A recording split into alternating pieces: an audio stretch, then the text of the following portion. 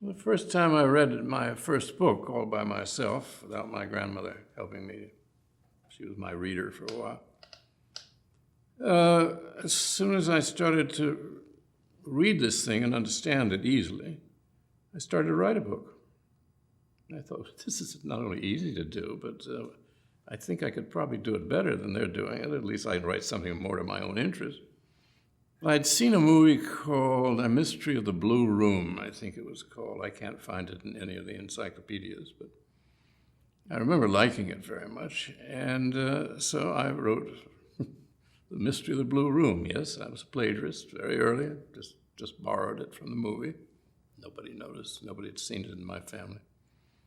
And there I was, retelling the story.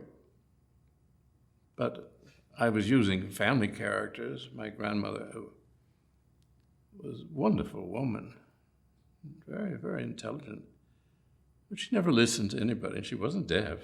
She just didn't like listening to people. She didn't like talking that much either. But, she would occasionally say something intelligent. But she would miss an entire conversation because she'd be thinking about other things.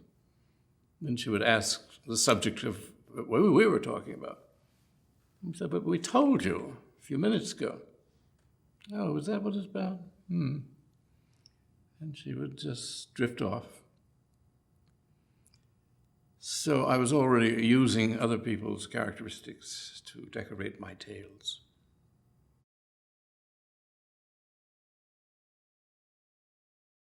At 17, I enlisted in the Army, and I served 3 years in the Pacific. And I was the first mate of an Army ship in the Aleutians. This is why I am in a wheelchair. Due to hypothermia, I had a frozen knee, which developed rheumatoid arthritis, misdiagnosis naturally by the Army. Turned out to be osteoarthrosis, and I now have an artificial knee. But the knees are the only part of the anatomy I've never had to use in life.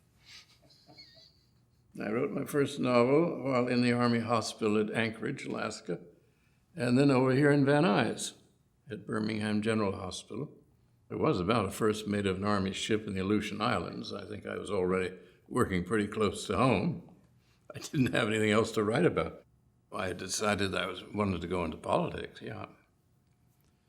But I didn't know to what extent I'd be able to get around physically.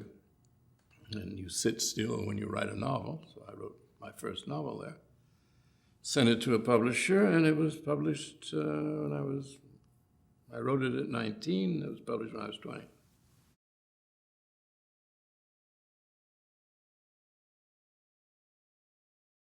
It was a book about the absolute normality of same sexuality, as it was sometimes called.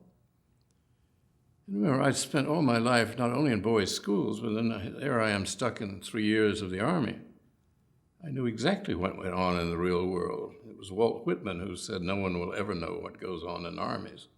Everybody thought it was the bloodshed and so on. Oh, Whitman was after a different game. And I knew what went on in the real world, and I thought, well, nobody would write about it. Certainly not in a favorable way, though I'm pretty non-judicial, but... So all the people who'd praised my war novel were suddenly hysterical over this book. And I responded in kind, being brought up by the Gores, sharp-tongued and quite mean-minded if they get angry. And I'm quite for fighting back. So I've conducted an absolute feud with the New York Times for 50 years because of what they did to that book and to me. And they're not doing very well these days. Happy to report from the front.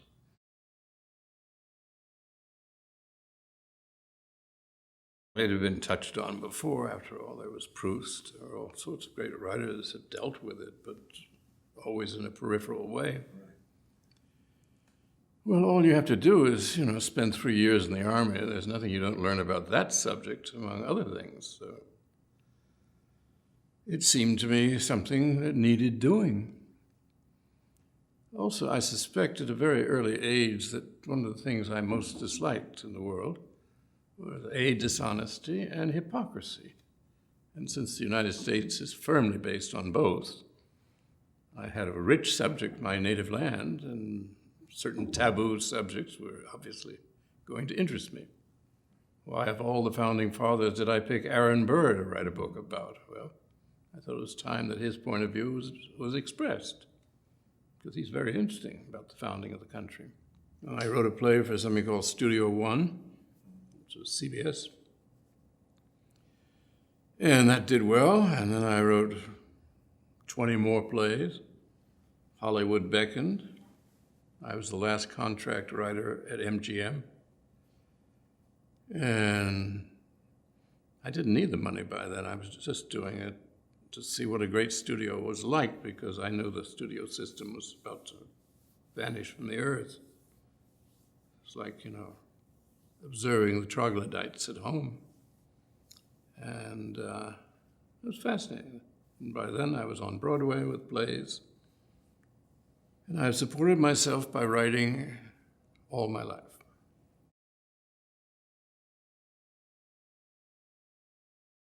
Well, it was conventional in the sense that I was at the Republican convention that nominated Wendell Willkie in 1940.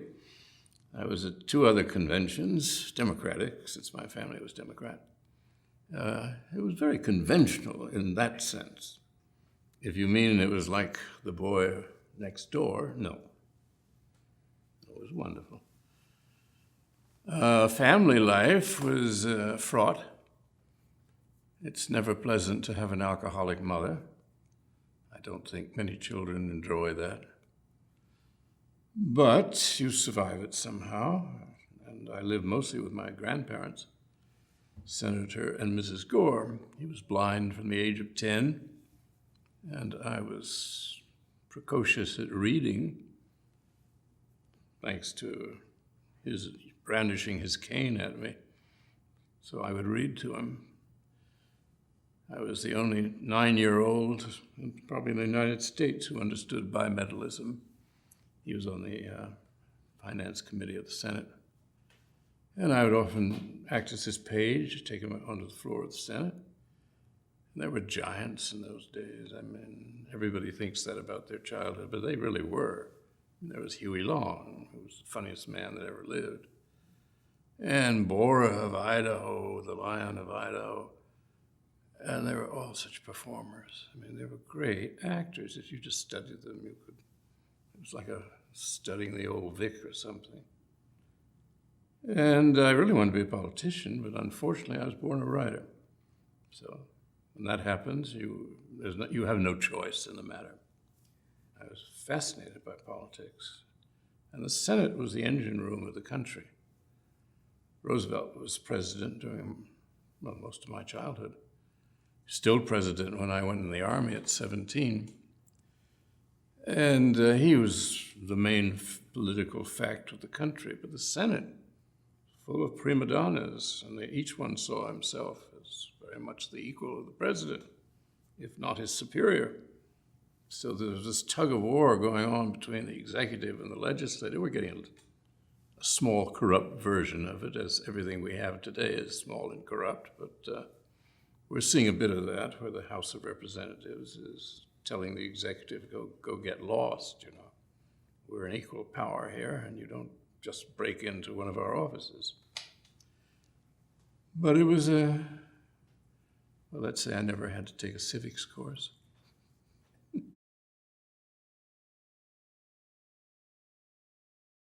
I was brought up by Senator Gore. I was more of a Gore, which is my mother's side, than a Vidal, who were rather pleasanter people from the Alps, the Italian Alps. And my father was a great athlete and a great designer of airlines. He started 3 airlines. Then Roosevelt made him director of air commerce. And while he was director of air commerce, he got me to fly when I was 10 years old. You can get the Pathé newsreel footage to add to this portrait of me at 10, getting in a plane and taking off at Bowling Field in Washington in 1936. The Gores were Anglo-Irish, and I remember there was one point back in the early 1700s, and there was something like 8 Gores sitting in the Rump Parliament in Dublin, all in the British interest, of course. They were Protestant. And then they emigrated here in the 1600s. And there was one point, I remember when I was very young, but I remember it. It was a big story in the papers that the Gores were in charge of every legislature in the South, where the Mason-Dixon line cut off. Below that, the Gores were running Alabama, they were running Georgia, they were running this, they were running that. If you look at the career of Cousin Albert Gore, you can see how he got to be vice president really rather quickly. He's related to everybody down there, as I am, though I don't seem to be able to collect the votes that he does.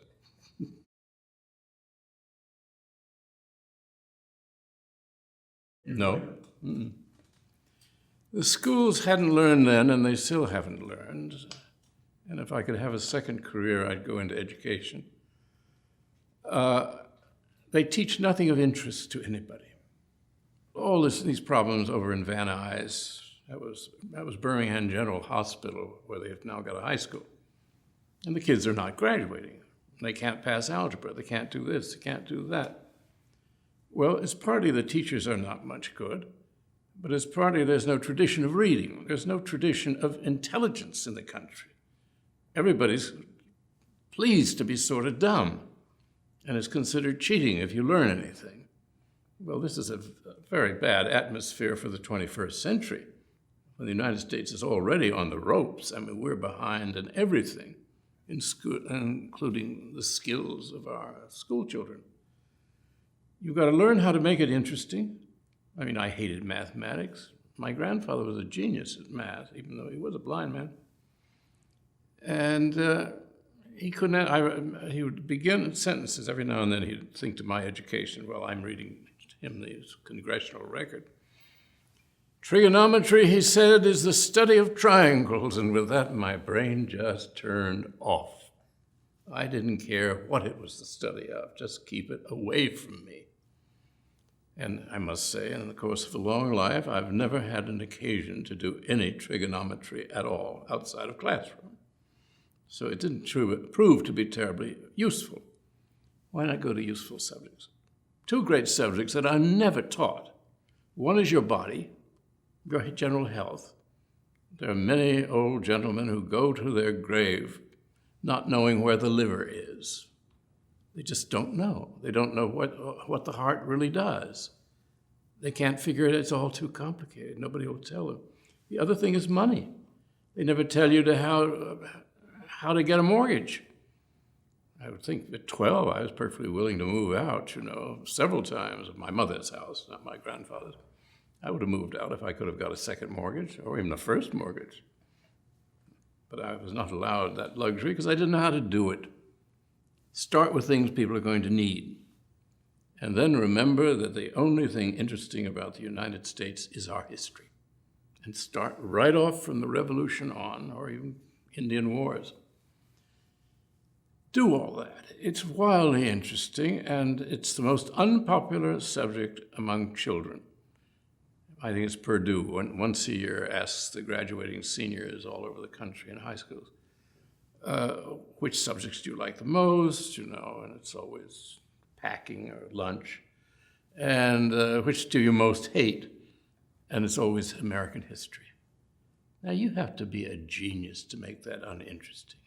You have to really have great gifts of boredom beyond the norm available to most people. I've spent my life writing American history, feeling a bit guilty because I often think, it's hard work. Why am I doing this? The school should have done it. Why am I telling the country about Lincoln and Aaron Burr and so on? And it's sad, because if ever a country is off on 2 or 3 wrong courses, it's this one.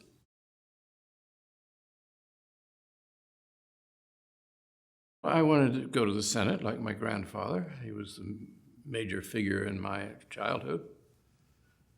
And so politics. I might have gone by way of the law. The law fascinates me. And I've written quite a bit about the Constitution and constitutional law. It's endlessly interesting, particularly as it's being carefully screwed up now by interested corporate parties. Try to get every syllable out clearly. That was a major motivation. My father was a great influence. He was a real jock. He was an all-American football player, a quarterback at West Point, part of the great winning team of 1917. He was captain of the team. I was the mascot. They lost the game to Navy. Nobody's perfect. But his character was a great stimulus to me. He had athletes who do everything easily. And, you got a silver medal for the decathlon at the Olympic Games in Antwerp in 1924. And the great athletes are very serene. They have to be. And I remember he said, he wasn't talking to me because I was not interested in athletics, but he was talking to somebody, and he said, never look back. In other words, if you've missed a shot at tennis, never think about it again, go right on to the next one. And this was terribly good advice about life's hazardous ways. So I took that seriously.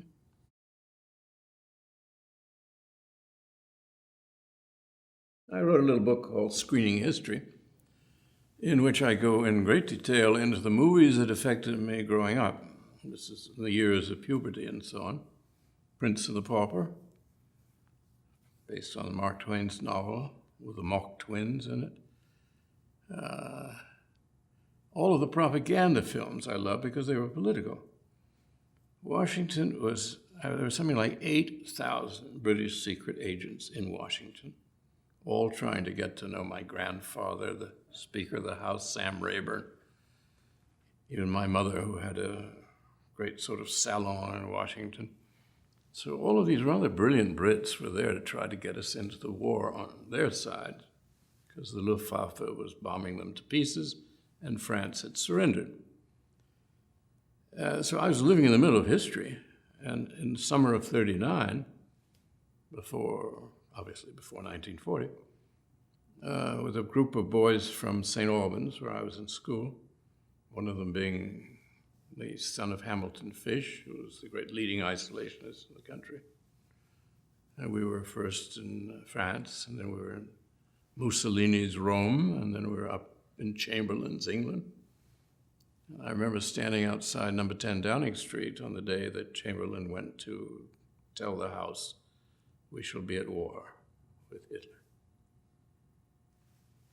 If you're in the middle of history, and then we were on the last ship, the Athenia, out of Liverpool. There was a 50-50 chance that we would not make it safely to the other shore. So all of that wakes you up to the real world.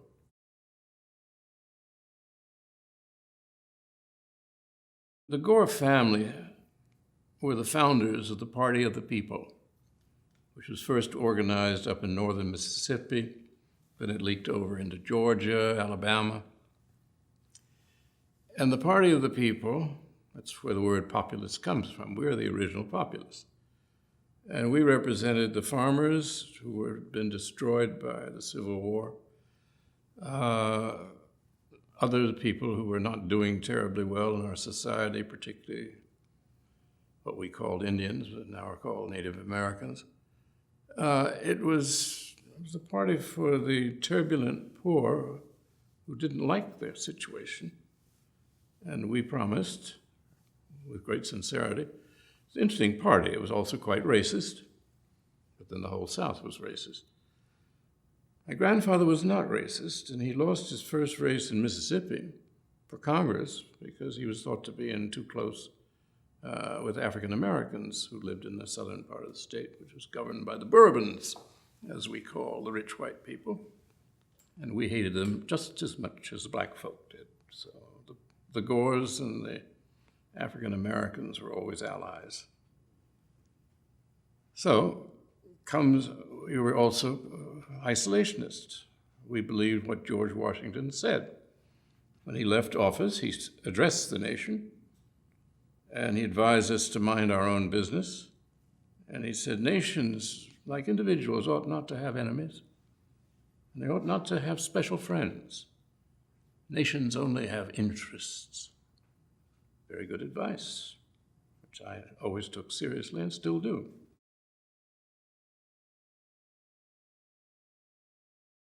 I remember being present when a Jesuit priest in Rome asked Tennessee Williams, "How do you write a play?"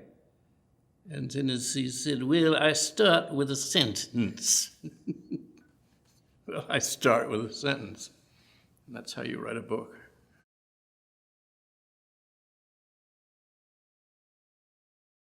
No. And I always tell people, who say they're suffering from it, I said, well, be grateful. You're lucky. You don't have to do it because you're not a writer. Writers don't get this unless their brains go or they're very ill or something. I think circumstances can drive them to being dried up, but no real writer ever gets that way. There are just some of them that have been kind enough not to go on writing all the time. Those I honor beyond belief.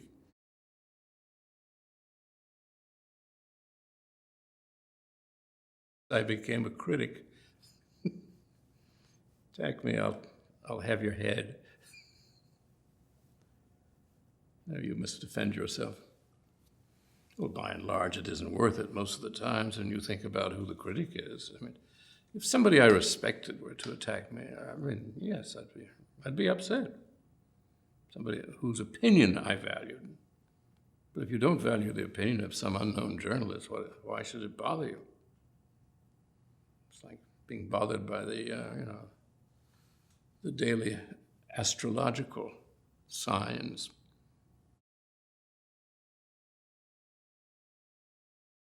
Well, obviously, I love it.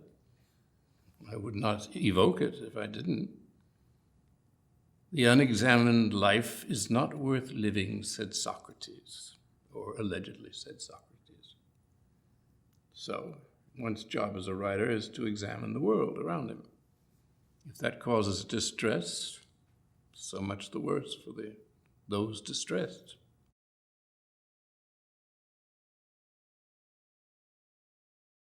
It's best to start writing when you wake up in the morning or afternoon or whenever it is you wake up.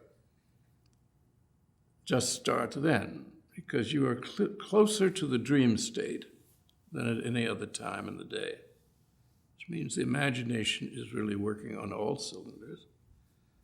And it means that whatever it is that manufactures sentences in your head is very fresh. And you have all kinds of slants on things that by the end of the day you won't have, or you'll just lose along the way. Further advice I have not. Well, mine's been very interesting.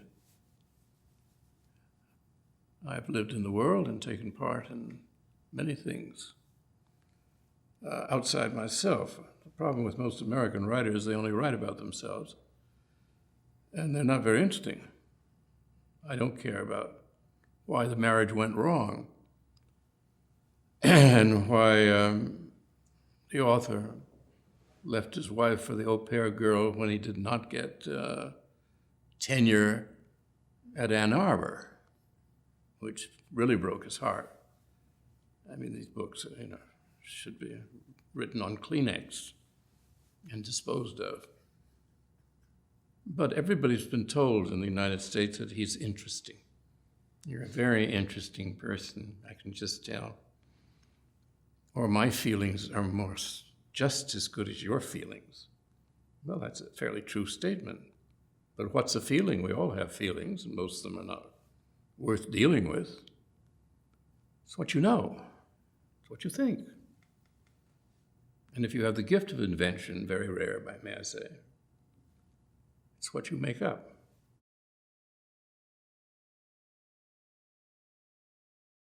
I'd say it's almost non-existent now. People have stopped reading novels. TV and video games have taken the place where novels were once. When I was young, everybody read them. Now it seems hardly anybody does. Publishers are screaming, but they've contributed a great deal to the collapse of the novel as a popular art form. They published too many bad books, they've overpublished all sorts of things, and then are surprised when nobody wants their wares, but that's a business decision, which has nothing to do with the creative one.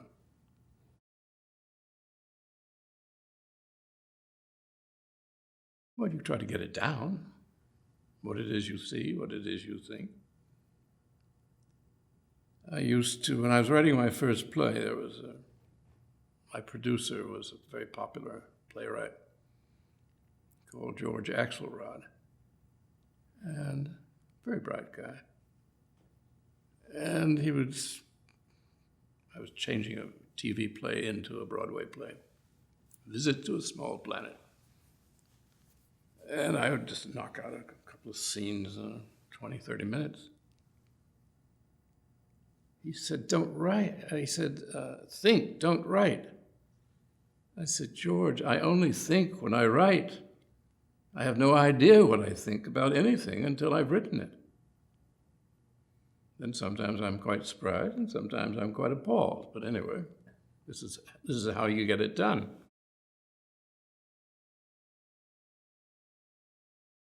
I wanted to be elected, and a friend of mine, Jack Kennedy, was running for president. It seemed like the thing to do that year.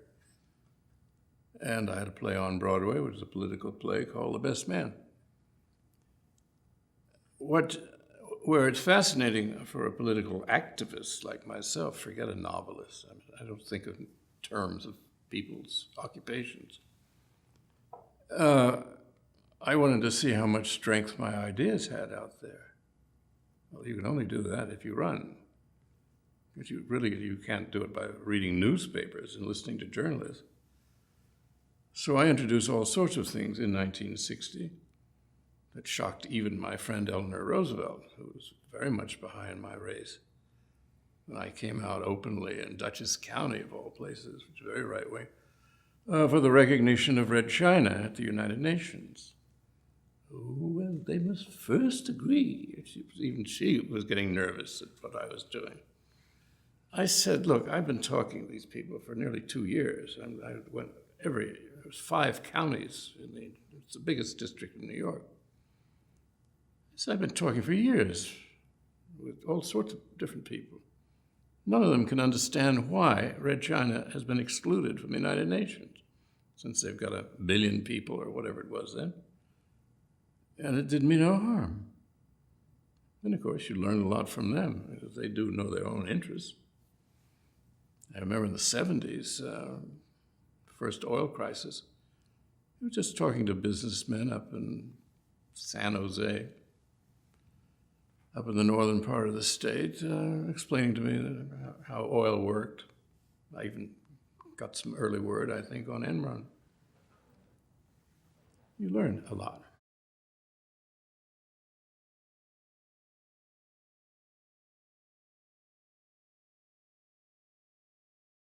Everybody knew me.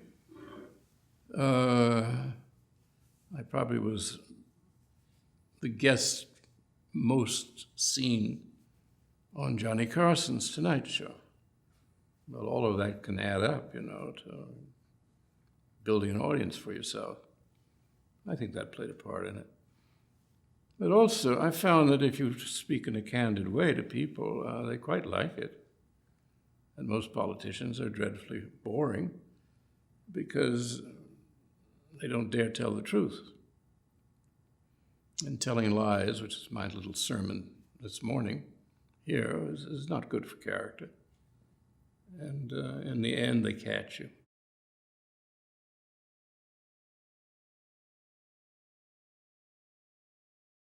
I don't go in for larks. It's too much work. No, I was quite serious about it. And what I couldn't mention is because the press is only interested in how much money you've raised. I'd say practically nothing, which is true. I couldn't tell them I had quite enough to pay for the election myself. For a party of the people man, this didn't sound quite right, so I could never say that. Jerry was very weak, and as he proved to be in the general, which he lost, he beat me in the primary. There were 9 candidates. I came in number 2 with 500,000 votes. And the understanding at that time was that Barry Goldwater Jr. would be the Republican candidate for Senate. Well, he would be easily taken care of. So I thought, well, Jerry's weak. Barry Goldwater isn't going to ever get elected, Jr. And then Barry dropped out. Meanwhile, I was told the facts of life by Senator Cranston. He was a very nice guy. He said, "You know what you're getting in for?" I said, "Yeah, of course I do." He said, "Okay, say you, by some miracle, you get elected to a first term in the Senate, and you want a second term. Most of us do." He said, "You have to raise $10,000 a week for your entire first term of 6 years." You can do the math. 6 times 52 is a lot of money. It means you're on the phone every day begging people for money. And I've never asked anybody for any money that I can think of in my life. I've never had a bank loan or a mortgage. Well, I did have one mortgage, which I paid off as quickly as I could.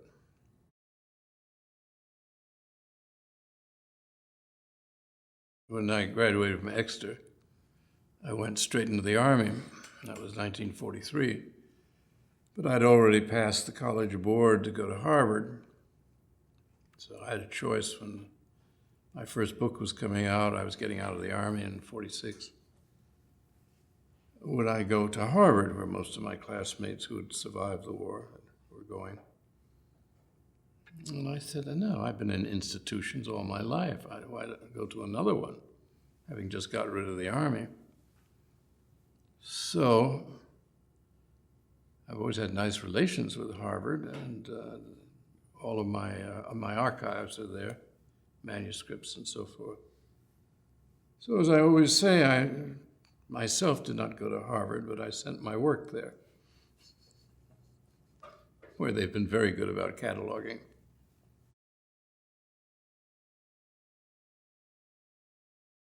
Well, I like the inventions, as I call them, like Myra Breckinridge, Duluth. These are totally invented universes. Anybody can describe Abraham Lincoln's life. Well, not many people can invent my Duluth, which I had to move, from the northern part of the country down to. I put it a little too close to New Orleans. I don't know what shape my Duluth is in now. It may be a bit wet, but I moved it down there. And I have a group of enraged Hispanics called the Aztec terrorists who are trying to take over the town. And I've got 2 lady writers, one of whom cannot spell and reads with great difficulty, but she's very, very famous. And she's won the Wurlitzer Prize. It's the name of a rather good young novelist, or he used to be young when I knew of him. Wurlitzer, and because she keeps repeating it because it sounds like Pulitzer, but it didn't come her way. And it's about irreality. Everything changes. Once you think you understand what a situation is, it proves not to be the case. It's something else. And there's a spaceship in it, filled with giant cockroaches. And everybody's bored by it. Nobody wants to even open the thing. They just said it's going to be boring. So the spaceship sits there through most of the book. Then it plays a part at the end. It's not living up to expectation. It's a nice thing to do in prose.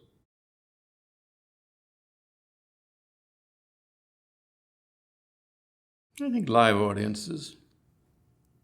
I might have been an actor at one point, except I couldn't learn lines. But I did a play on Broadway, this Trumbo, which is reading letters, basically. It's a two-character piece. It's the live audiences that turn me on. I was discussing with Senator Wheeldon, who was an Australian politician, just died, who was a leading Labour politician in Australia. He was in Whitlam's cabinet. And he had been a great criminal lawyer. So we're talking about the greatest moments in our lives. They did not include romance, sex, beauty, art, truth, wisdom. It was interacting with an audience. And he said he had a definite murderer that he got off. The entire jury voted the way he wanted them to, and this man, who was a terrible villain, was freed. And I said, you mustn't be too proud of that. He said, well, it's art. It is the art of defense. I'm a criminal lawyer. He asked me what was my greatest moment. I said, well, it was 72, and Nixon had just beaten McGovern, and I was lecturing at this big old 19th century building in Boston, Jordan Hall. And I was opening a season. And there were about 4 galleries, and it was packed. And I had a new speech, which was always awful to give. I ended up having to read it, which is even worse. So it was getting pretty depressing. But when I came to questions and answers, it got very lively. And Elaine Noble, who later became the first lesbian assemblywoman in Massachusetts, she was in the gallery. I didn't know who she was. She was just in the gallery, but we met later. She asked me, how do you explain that Massachusetts is the only state that voted against Nixon in the last election? I said, well, I can flatter you by saying this is the Athens of America. Dutiful applause. I said, I'm not going to do that. I think I should remind you that since the beginning of the Republic, Massachusetts has been the most corrupt state in the Union, and you know a crook when you see one. Well, the eruption of applause, it was like a tsunami hitting you. It pushed me about 2 feet back of the lectern. I've never felt anything quite like that.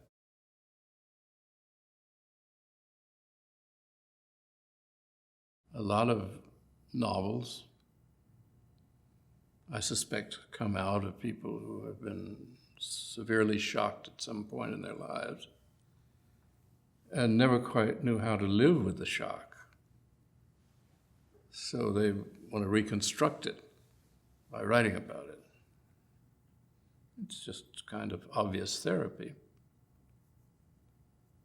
The art novel is something more special, and that comes out of a deep knowledge of the art, such as you get in Henry James, who really was our greatest novelist, and he never thought of anything else but fiction itself, the perfect phrase, the perfect encounter, the perfect clash.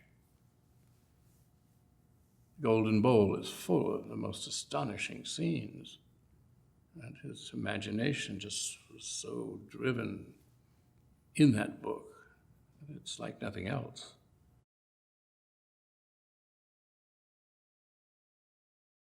Survival.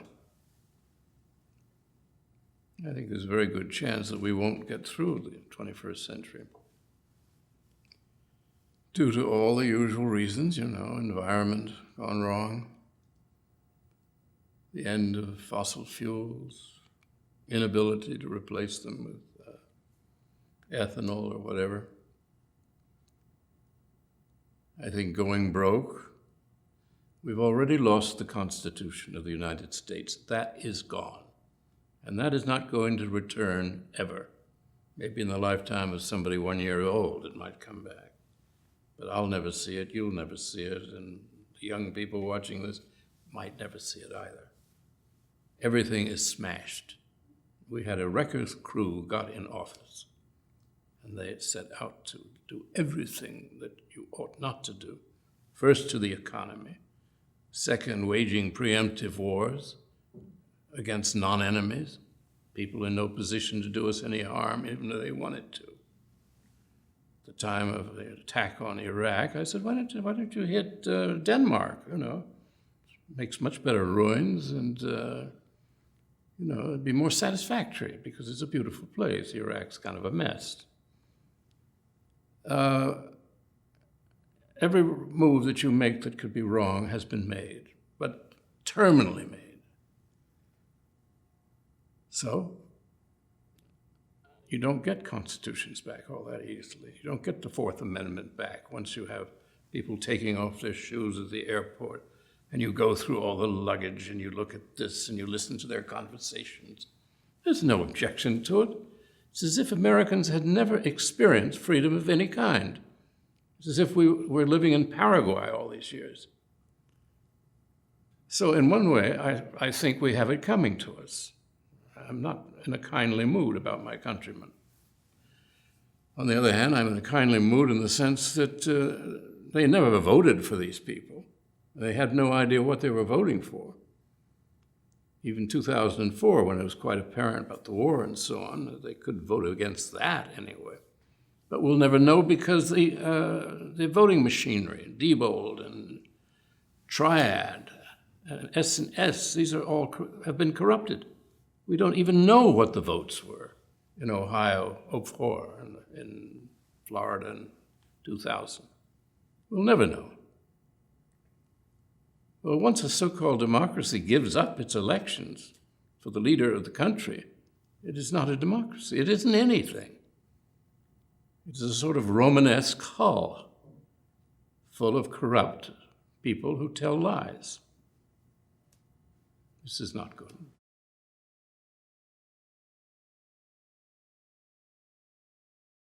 Vanity. It's the only explanation I could ever come up with about Vietnam. How dare this inferior little people, we thought, although basically their civilization is much older than ours, how dare they defy us? How dare Panama?